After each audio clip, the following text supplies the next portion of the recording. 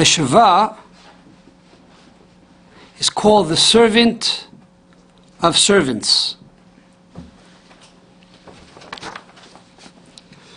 And it has the sound of I, like Bereshis, Bircha.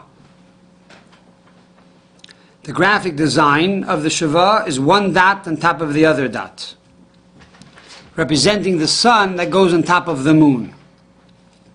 Why is the sun on top of the moon? We talked about it in the nekudah of the Tzedei, that when God created the world, He created the world, the sun and the moon, to be equal. However, the moon had a big mouth and turned to God and said, 2 kings cannot serve with 1 crown. And therefore, how can we both be the 2 luminaries of the world? And God said, you're right, diminish yourself. And God has been doing tshuva ever since. It says every Rosh Chodesh, we're bringing a sacrifice in the Holy Temple because God is doing tshuva. He is repenting for diminishing the moon. And when Mashiach will come, once again, the moon will be as great as the sun. So this concept of the sun now becoming big and the moon becoming small is represented by the Sh'va, the sun on top of the moon.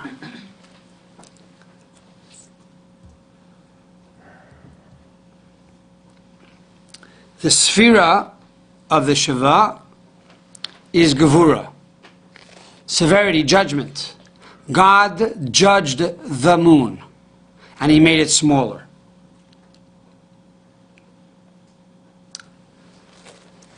What is the meaning of Sh'va? The meaning of Sh'va is only understood after we know how to spell the Sh'va. And this is a personal story that happened with my aunt in the 1970s. And she was teaching in a school out in Queens. And she was teaching youngsters the Alef-Bais. And then after the Alef-Bais, she began to teach the Nekudos. And she had to make up her own stencils. In those years, you didn't have books, workbooks for the children. Each teacher was responsible to make up her own work paper, and it was called a stencil. And they used to run it off on these machines that when you smelled it, you got a little high. Today, we have copy machines. So she had to make a stencil, and she gave it into the principal, and the principal will look it over, and if he was happy with it, he gave it to the office staff to run off the stencil. She prepares the Sh'va, and she gives it to the principal, and she comes back a day later to the office staff, and she awaits the copies for the class. And the office staff says, well, I'm sorry, we don't have it ready. Well, why not? What happened? Well, there's a mistake in the stencil. You spelled one of the words wrong. Really, I only have one word on the stencil. It's Sh'va. What do you mean I spelled it wrong? Well, talk to the principal.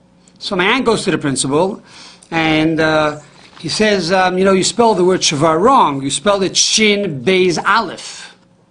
So what do you mean it's wrong? Well, you're supposed to spell it Shin, Vav, Aleph. So she pulls out a Tehillas Hashem siddur, which is the Chabad siddur, and she shows the principal that that's the way it's done in our siddur. Well, the principal says, well, go back, and it's a mistake. It can't be. Sheva, Shin, Vav, Aleph. She comes back to Crown Heights, and she goes up and down the streets, and she begins to talk to everybody she sees on the streets, and she says, how do you spell Sheva? I don't know. Is it a Beis or a Vav? And nobody has a clue to answer her question. Finally, she decided to go to Rabbi Klein, one of the Rebbe's secretaries, and tell the Rebbe's secretary, how do we spell Sheva? Because the Rebbe was involved in putting together the siddur.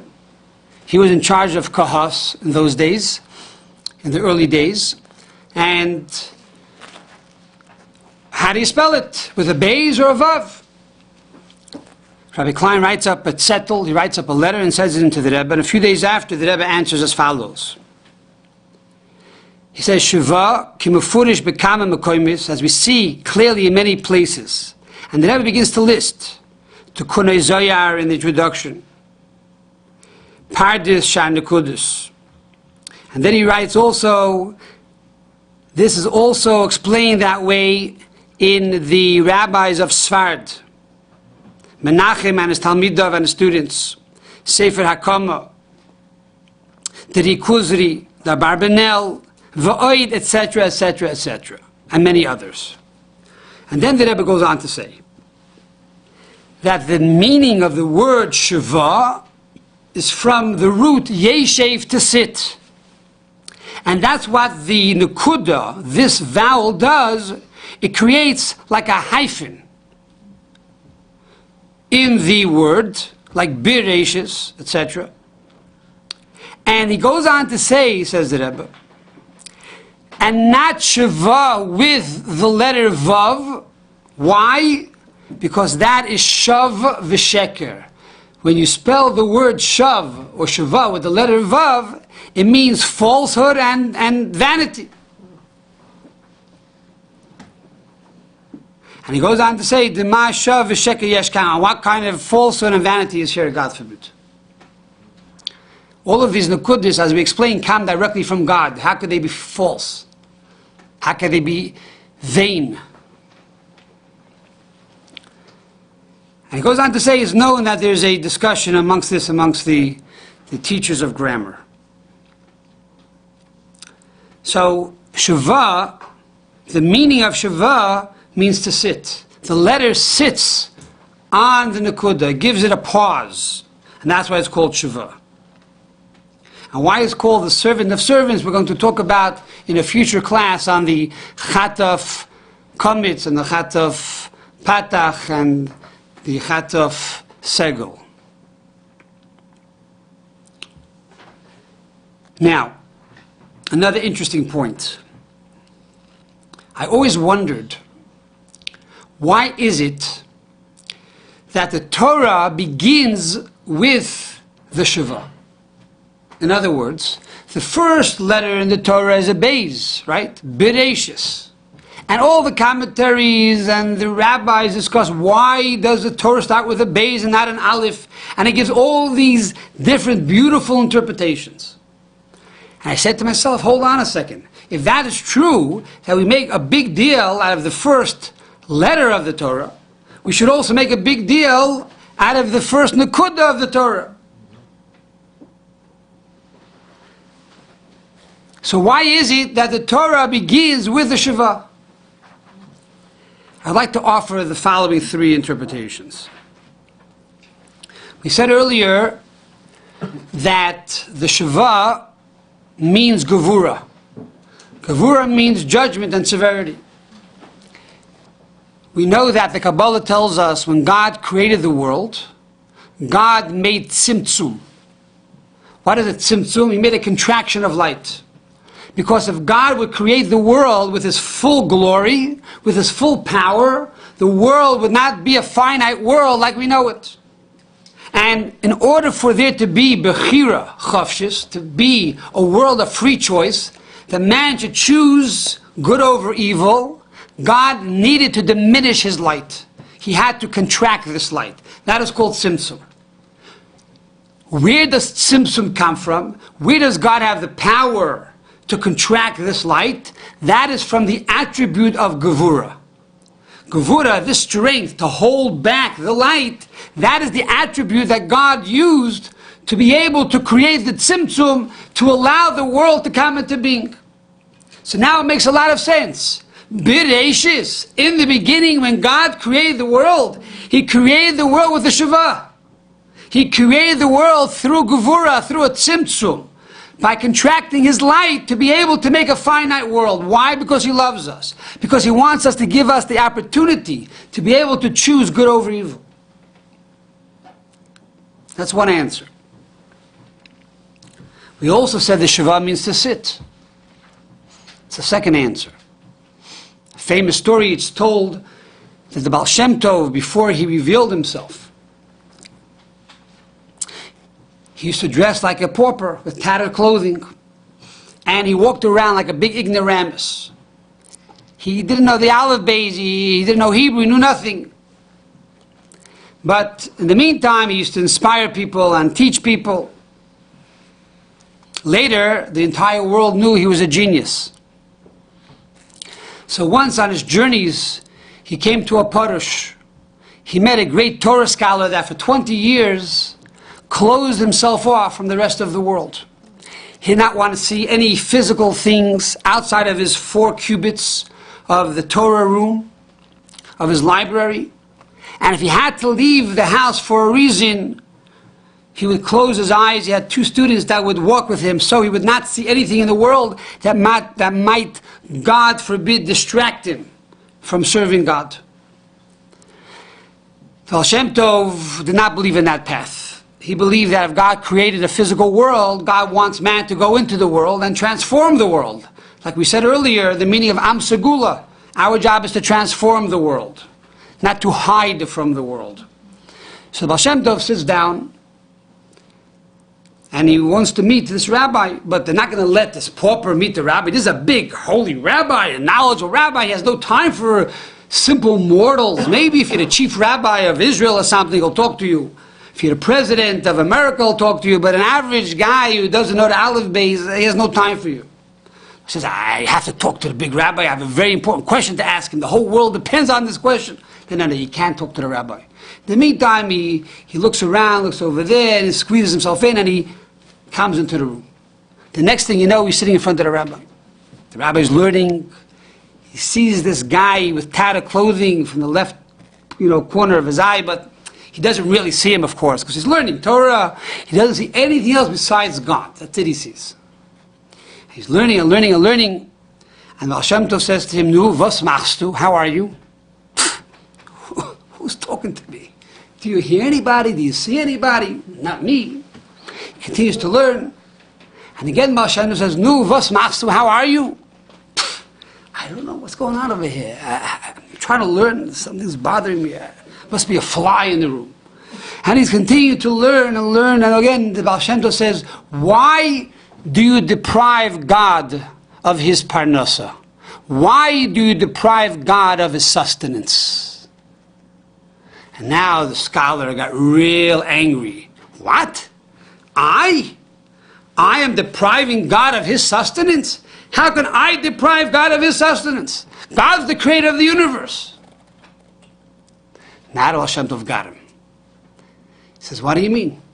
Of course you are.